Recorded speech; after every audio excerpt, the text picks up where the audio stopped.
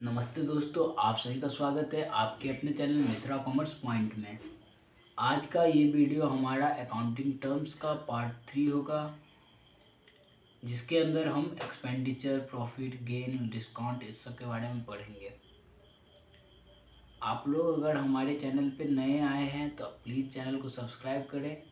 आप लोग देख सकते हैं कि हमारा चैनल का सब्सक्राइबर कितना है, इससे आप लोग भी हमें सपोर्ट करिए। चलिए आज का हम वीडियो स्टार्ट करते हैं। आज हम स्टार्ट करेंगे एक्सपेंडिचर से। अगर आप लोग पहले के वीडियो को नहीं देख रखा है तो आप लोग पहले जा कर के उस वीडियो को देखिए, उसके बाद इस वीडियो को देखें। चलिए आज इससे पहले मैंने एक्सपेंस तक बता रखा था। एक्सपेंस के बारे में आपको video accounting terms chapter number 2 theory of accounts के अकाउंटिंग टर्म्स पार्ट 2 में आपको ये मिल जाएगा एक्सपेंस तक। अब चलिए एक्सपेंडिचर के बारे में बात करते हैं। एक्सपेंडिचर क्या होता है? देखिए एक्सपेंडिचर, इसमें जो है कॉस्ट रेवेन्यू और कैपिटल रेवेन्यू दोनों में एक साथ आ जाता है। देखिए मान लीजिए यहाँ देख लीजिए, यहाँ पर क्या लिखा हुआ है, it means spending money for some benefit. Expenditure क्या होता है? जो मतलब कोई भी थोड़ा सा मनी को हम कह के स्पेंड कर दिए, किस चीज़ के लिए? तो कुछ बेनिफिट के लिए। आप देखिए हम बिजनेस ऑन कर रहे हैं,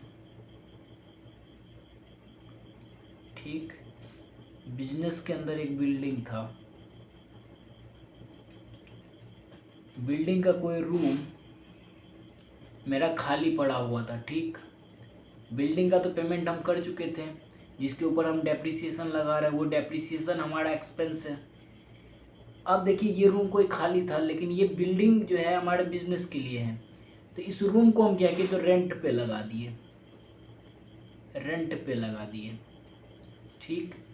इससे जो रेंट आ रहा है, मतलब कैपिटल रेवेन्यू जो गेन कर रहा है हमारा कंपनी, तो वो हमारा एक्सपेंडिचर कहलाएगा।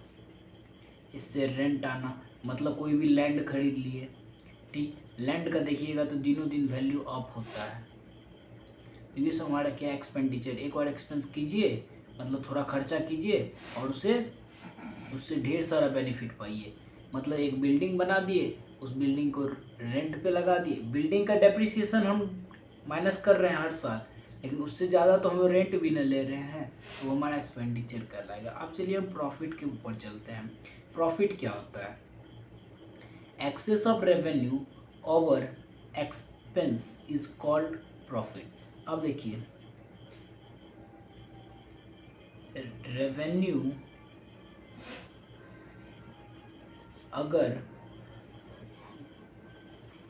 एक्सपेंस से ज़्यादा हो तो वो किस केस को दर्शाता है? वो प्रॉफिट को दर्शाएगा, ठीक।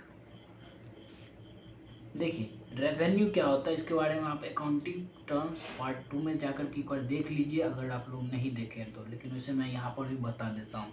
देखिए रेवेन्यू वो अमाउंट है जिस अमाउंट पे कोई भी प्रोडक्ट सेल किया गया हो। मान लीजिए कोई भी प्रोडक्ट 5,000 का मैन्युफैक्चर हुआ, ठीक।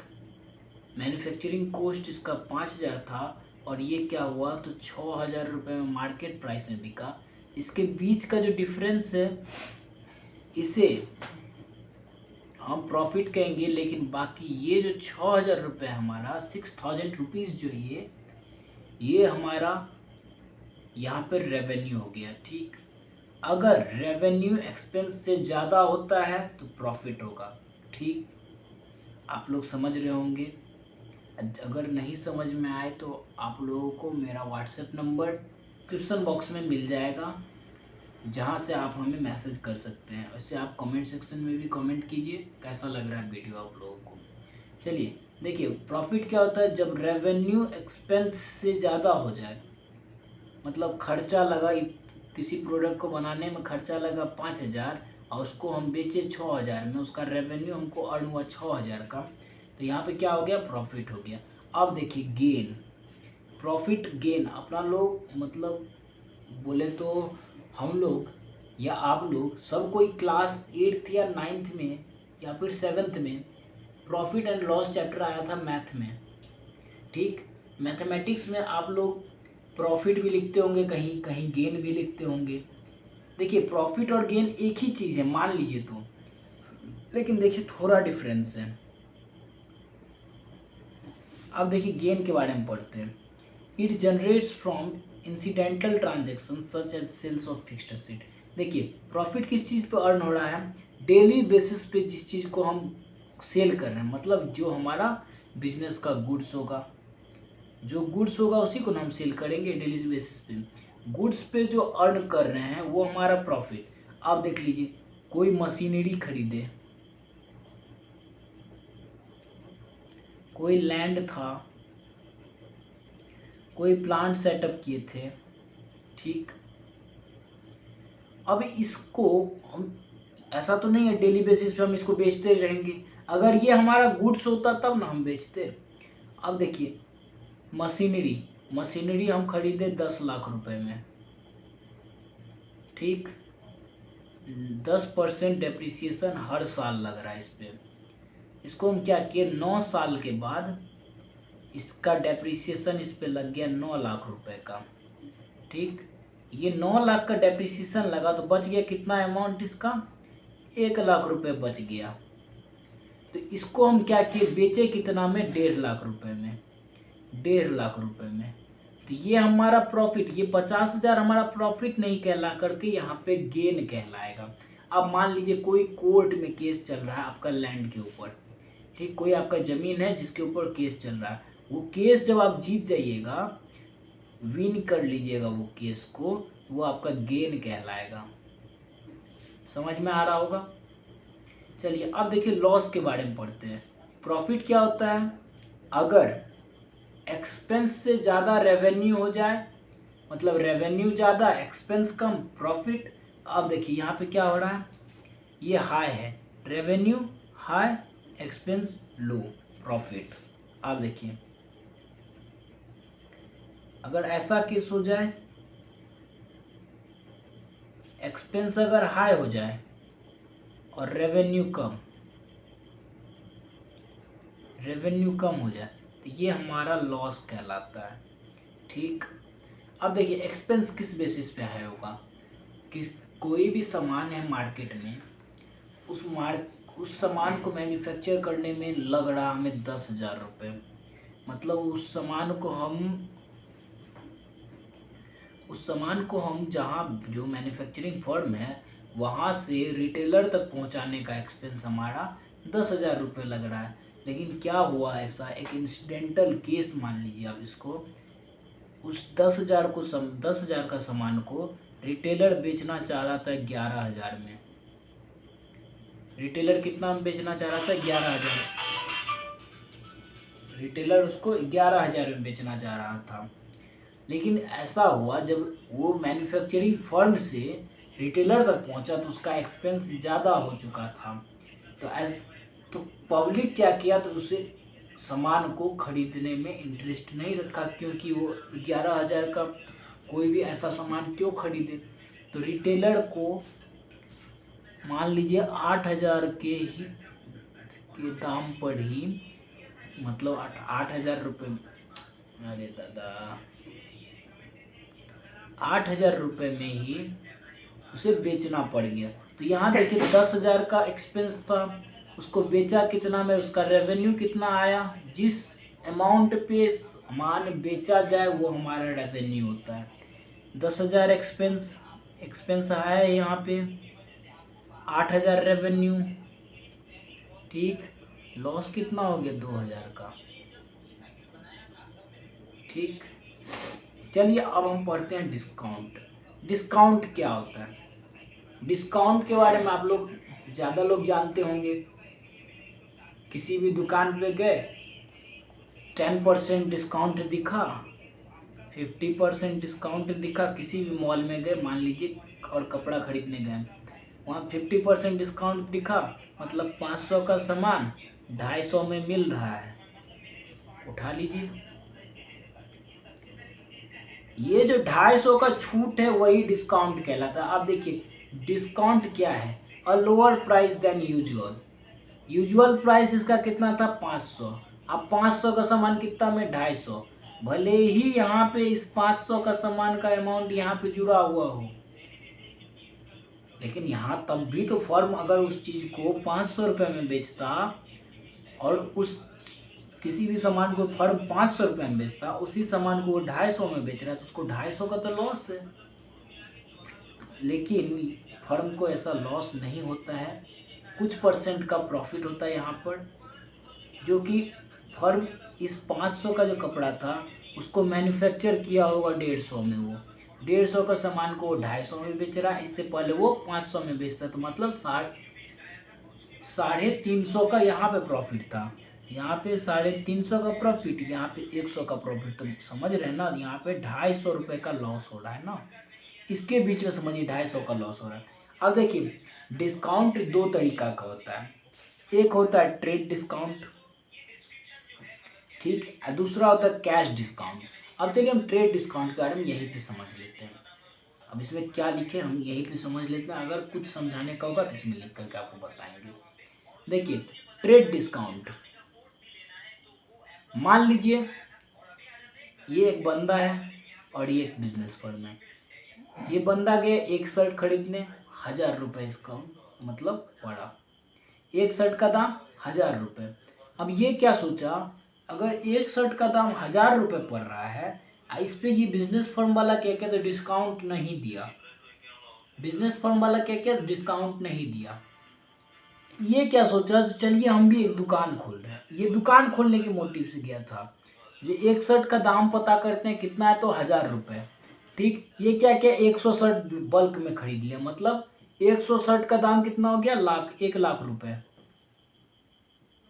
ठीक।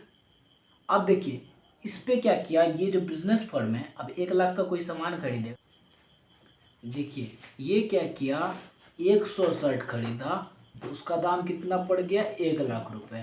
तो अब बिजनेस वाला क्या सोचा, तो 5% का डिस्काउंट दे दे, तो 5% का डिस्काउंट 1 लाख पे कितना हो गया, 5000 रुपये। इसको ये सामान कितना में पड़ा, 95,000 रुपये में। लेकिन देखिए अकाउंटिंग टर्म्स के हिसाब से, मतलब अकाउंटिंग प्रिंसिपल्स के हिसाब से, और हमारा जो ICAI है, institute of chartered accountant in India, उसके द्वारा बताया गया है जो मतलब ट्रेड डिस्काउंट को हम रिकॉर्ड नहीं करते हैं बुक्स ऑफ अकाउंट्स में, ठीक। ये जो 5000 रुपये का जो हम ट्रेड डिस्काउंट दिए, यहाँ ट्रेड डिस्काउंट है, कैश डिस्काउंट नहीं, ये ट्रेड डिस्काउंट है, बल्क में ना सामान खरीदा जा रहा है, तो ये यहाँ पे क्या हो गया, ट्रेड डिस्काउंट हो गया। मतलब व्यापार में जो डिस्काउंट होगा उसको मतलब हम क्या बोलते हैं, रिकॉर्ड नहीं करेंगे। अब उसी के सामने में देखिए कैश डिस्काउंट आता है। कैश, अगर ट्रेड डिस्काउंट आप लोगों को नहीं समझ में आ रहा हो, चलिए हम दूसरा पेन ले लेते हैं। ट्रेड डिस्काउंट अगर नहीं समझ में आया हो तो फिर से आप मुझे कमेंट कर दीजिए, नहीं तो व्हाट्सएप नंबर पे आप मैसेज कर दीजिए, आप लोगों को वहाँ फिर से मैं इसके बारे में बता दूंगा, लेकिन मेरे हिसाब से आप लोगों को समझ में आ जाना चाहिए। चलिए आप कैश डिस्काउंट के बारे में चलते हैं। ये एक बंदा, ये दूसरा बंदा, डेटर के बारे में आप लोगों को पहले बता रखा है, अगर आप लोग नहीं देखे हैं तो उसे जा करके देख लीजिए। देखिए ये ए नाम का बंदा है, ये एक डेटर है, मतलब जिसके पास उधार है मेरा। ये एक बिजनेस, मान लीजिए ये बिजनेस चला रहा है और ये एक उधार लिया हमसे सामान, कोई सामान हमसे उधार लिया। ये क्या किया, तो 10,000 रुपये का मुझसे सामान उधार लिया। देखिए ये एक बिजनेस फर्म, ये एक बंदा, ठीक। ये क्या किया, हमसे 10,000 रुपये का सामान लिया और बोला 3 महीने के बाद, 3 मंथ्स बाद हम आपको पेमेंट करेंगे। लेकिन यहाँ पे क्या हुआ, तो 1 महीने के बाद, 1 मंथ अगेन, मतलब 1 महीने के बाद, 1 मंथ बाद यहाँ पे क्या हुआ, तो हमको जो है ये 10,000 रुपये का ज़रूरत पड़ा, मतलब कुछ पैसे का ज़रूरत पड़ा और मेरे पास अमाउंट उतना पैसा नहीं था, मतलब हमको किसी क्रेडिटर को देना था। ये मेरा कौन, डेटर। डेटर कौन होता है, जो उधार लेता है वो डेटर, जो उधार देता है वो क्रेडिटर। तो मेरा भी कोई क्रेडिटर था, उसको हम क्या किए, हमको पेमेंट करना था। तो हम क्या बोले इस डेटर को, भाई साहब अभी 1 महीने के अंदर में अगर आप पेमेंट कर रहे हैं, 3 महीने का आपका एग्रीमेंट बना, मतलब बिल्स जो बना था, बिल्स रिसीवेबल बिल्स पेबल के बारे में आप लोगों को बताए हैं, जो आप bills of exchange chapter number 10 में पढ़िएगा बहुत अच्छे तरीके से। अब देखिए यहाँ पे क्या हुआ, 1 महीने के बाद हम क्या किए, डेटर के ऊपर बोले क्या, भाई साहब अगर आप आज के आज पेमेंट करते हैं तो हम आपको 10% का डिस्काउंट देंगे। तो डेटर को देना कितना था, 10,000 रुपये। ठीक, 10,000 का 10%, 1,000 रुपये, 1,000 रुपये का उसको छूट मिल गया। 1,000 रुपये तो 1,000 रुपये तो मेरा लॉस हो गया ना, मतलब बिजनेस का लॉस हो गया, लेकिन बिजनेस इंस्टेंट पेमेंट के कारण 10% का लॉस दे दिया, मतलब लॉस पे यानी कि डिस्काउंट दे दिया, और ये डेटर से 9,000 रुपये ले लिया। तो यहाँ पे क्या होता है, ये जो कैश डिस्काउंट हमको 1,000 रुपये का मिला, ये छोटा अमाउंट में मिला, ना ही कि इतना बल्क सामान पे मिला। तो ये हम क्या करते हैं, बुक्स ऑफ अकाउंट में रिकॉर्ड करेंगे। ये 1,000 रुपये जो हमको यहाँ पे लॉस हुआ है, इसको हम बुक्स ऑफ अकाउंट में दिखलाते हैं।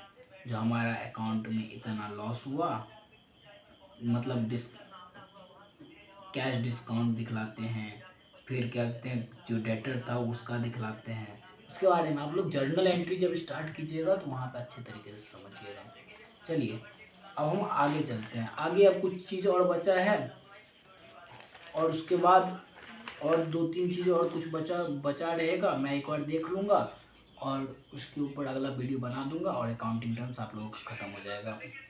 चलिए वॉचर्स क्या होता है, अब अगला है वॉचर्स। वॉचर्स क्या है, तो एविडेंस है। किस चीज़ का एविडेंस, सपोर्ट करता है किस चीज़ को, ट्रांजैक्शन को। एक एविडेंस होता है जो क्या करता है, सपोर्ट करता है किस चीज़ को, ट्रांजैक्शन को। ऐसा एविडेंस जो ट्रांजैक्शन को सपोर्ट करे उसे हम क्या कहते हैं, वोचर्स कहते हैं। जैसे आप लोग बिल्स के बारे में जानते होंगे, कोई भी सामान खरीदते होंगे तो आप लोगों को सबसे पहले उसका बिल्स दिया जाता है, और हमारे टेलीविज़न पे भी चलता है, जागो ग्राहक जागो, आरबीआई के द्वारा ये बोला जाता है, वो बोला जाता है, बिल्स लेना लेकिन ज़रूरी होता है। ठीक, तो वो जो बिल्स लेते हैं, कैश मेमो बनता है या फिर कोई वॉचर बनता है, उसी को हम वॉचर बोलते हैं। मतलब वॉचर क्या हो गया, ऐसा एक डॉक्यूमेंट, एविडेंस जो किसको सपोर्ट करे, ट्रांजैक्शन को, उसे हम वोचर्स कहते हैं। इसका नोट्स आपको हमारे टेलीग्राम चैनल पे मिल जाएगा, उसका लिंक आपको डिस्क्रिप्शन बॉक्स में मिल जाएगा। चलिए अब देखिए गुड्स के बारे में हम चलते हैं। गुड्स क्या होता है, जिसको हम डेली बेसिस पे सेल करें। ठीक,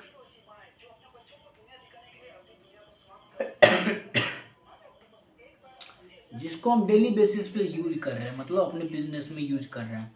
मतलब हमारा बिजनेस अगर फॉर्चून का है, मतलब कोई किराना स्टोर है, तो वो किराना स्टोर में तो हम जितना सामान हमारा रहेगा, जनरल स्टोर है, तो उसको हम वहाँ पे सेल करेंगे। अब देखिए कोई भी मेरा दुकान है एक फर्नीचर का, तो फर्नीचर वाली दुकान में हम कंप्यूटर जो रखे होंगे अपने लिए, उसको तो सेल नहीं करेंगे, वो हमारा गुड्स नहीं है।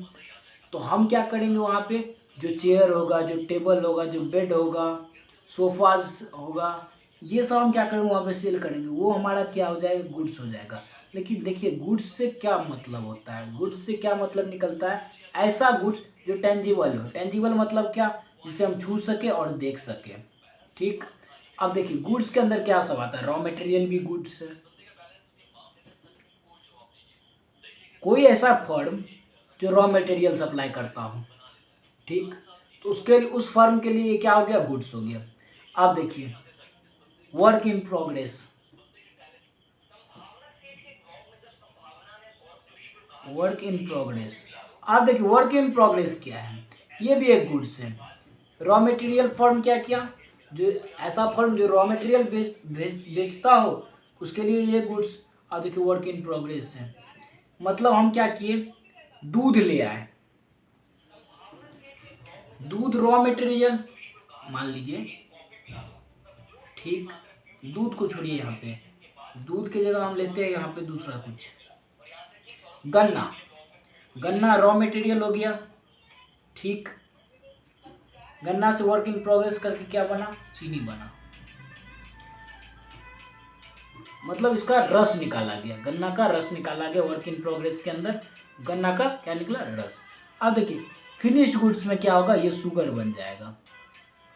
तो तीन अलग अलग जगह पे इसका काम चल रहा है ना। देखिए रॉ मटेरियल मतलब फार्मर दिया, गन्ना दिया शुगर के, वर्क इन प्रोग्रेस बहुत जगह आप रेडी सब पे देखते होंगे गन्ना का जूस बेचना।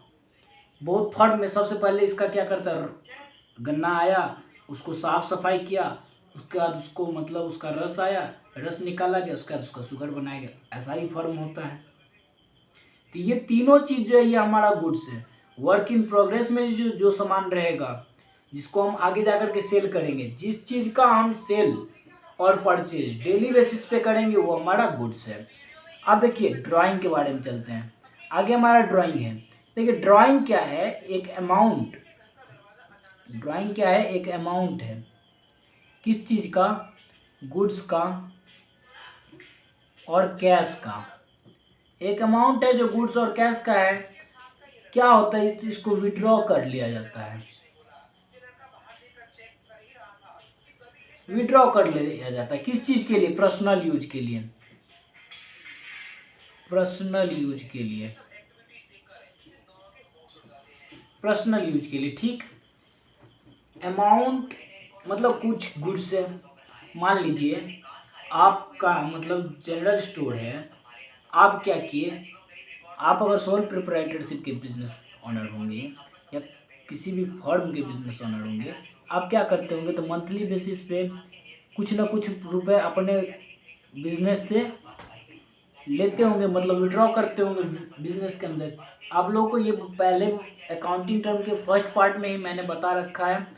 बिजनेस एंटाइटी एक तरफ सेपरेट है और बिजनेस का जो ऑनर है वो सेपरेट होता है, जिसके कारण इंटरेस्ट ऑन ड्राइंग लगता है बिजनेस की तरफ से ऑनर पे, जो विड्रॉ करता है उसको, ठीक। देखिए अब ड्राइंग क्या होता है, अमाउंट ऑफ गुड्स और cash which is withdrawn from the business. Business से क्या किया गया, विड्रॉ किया गया, क्या क्या कौन चीज विड्रॉ किया गया, या तो गुड्स विड्रॉ किया गया या तो कैश।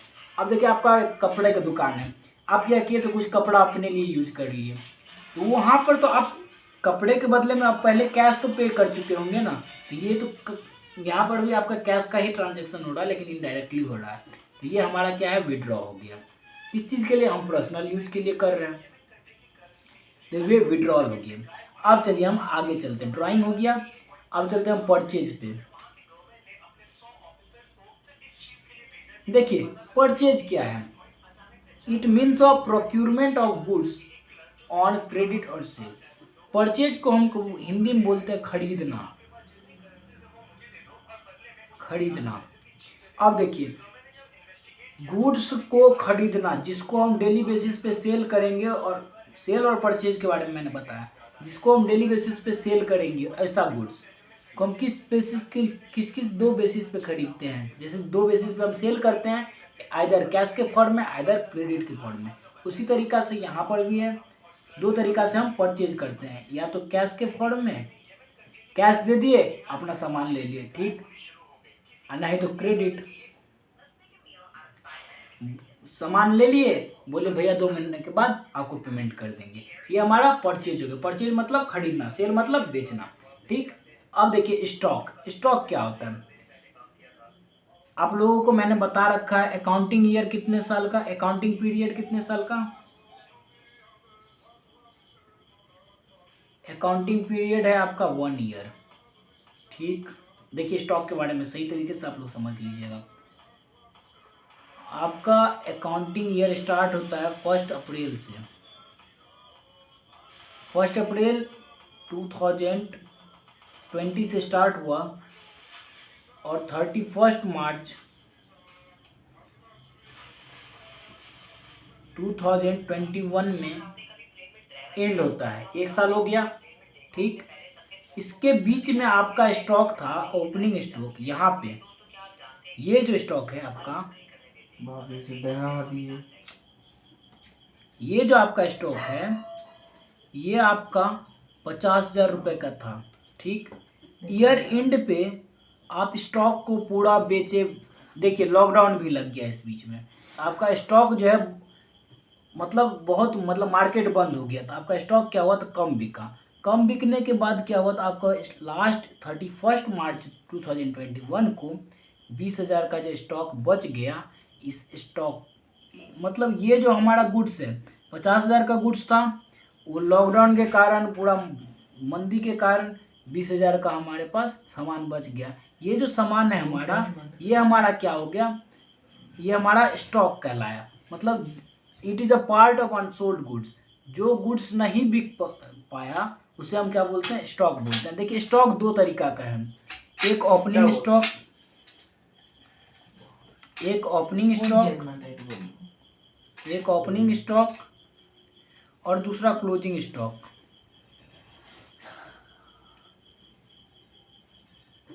देखिए ईयर 2020 के लिए ये हमारा ओपनिंग स्टॉक है और ये हमारा क्लोजिंग स्टॉक है। 2020 टू 2021 के लिए हमारा ओपनिंग 50,000, ये हमारा क्लोजिंग 20,000, ठीक।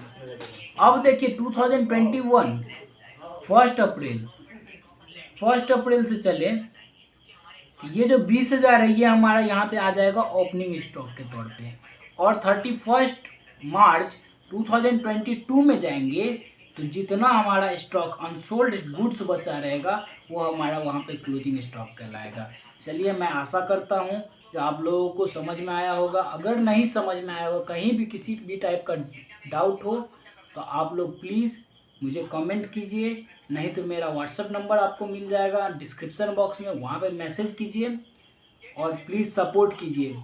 आप लोग के सपोर्ट की बदौलत ये चैनल नहीं चल पाएगा, प्लीज़ सपोर्ट कीजिए। आप लोग मेरा सब्सक्राइबर भी देख सकते हैं, प्लीज़ सब्सक्राइब कीजिए, चैनल को लाइक कीजिए, कमेंट कीजिए और अपने सारे दोस्तों के साथ शेयर कीजिए। चलिए धन्यवाद।